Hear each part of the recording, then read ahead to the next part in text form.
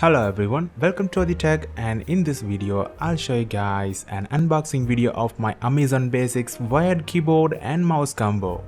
Usually whenever we try to buy a standard keyboard and mouse, it costs usually around 1000 rupees. But this one I bought is actually around only 500 rupees.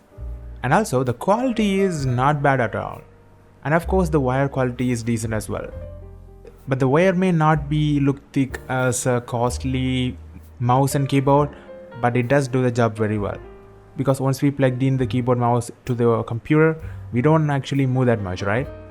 And also this keyboard is very silent. I tried it so far, and especially it also has a little bit of stand looking thing on the back, so you can actually use that to make it look like a little bit comfortable. And also it comes with a mouse. The wire quality is actually similar to the keyboard. I also tried the mouse and it's comfortable to use.